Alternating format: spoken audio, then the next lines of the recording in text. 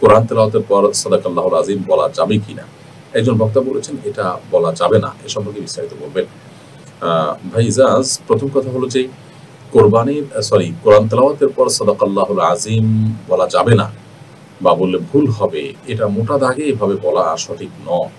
কেউ এরকম বলেছেন কিনা আমি জানি না। যদি বলে থাকেন তাহলে ভুল বলেছেন, অথবা আপনার শোনাতে ভুল থাকতে পারে।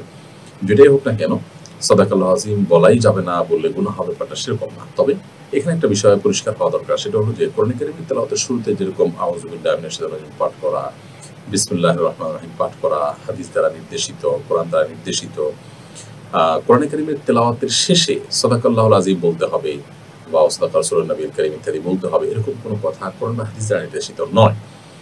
আমরা কোরআন কারীমের তেলাওয়াতের পর আল্লাহ সুবহানাহু ওয়া তাআলা সত্যায়ন করে বলি সাধারণত সাদাকাল্লাহুল আজিম, যে মহান আল্লাহ সত্য বলেছেন। অর্থাৎ দেখুন, আমি যা তেলাওয়াত করলাম সেগুলো তো আল্লাহর কালাম, তিনি যা বলেছেন আমি স্বীকারোক্তি করছি, আমি বিশ্বাস করি যে তিনি সত্য বলেছেন এবং তার রাসূল সত্য বলেছেন।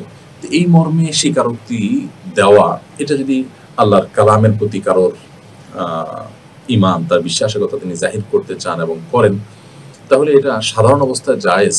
কিন্তু এটা যদি কোরআন তেলাওয়াতের সুন্নাহ বাণী মনে করে কেউ, কোরআন তেলাওয়াতের জন্য কোরআন বা হাদিস নির্দেশিত কাজের অংশ মনে করেন কেউ, তাহলে সেক্ষেত্রে সেটি আসলে নিষিদ্ধের আওতায় পড়তে পারে।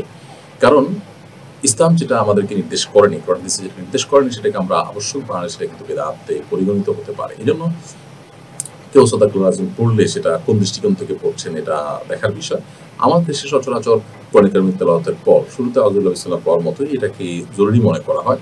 তো এরকম জরুরি মনে করাটা ভুল। এটা আমাদের পরিষ্কার হতে হবে এবং সংশোধন হতে হবে।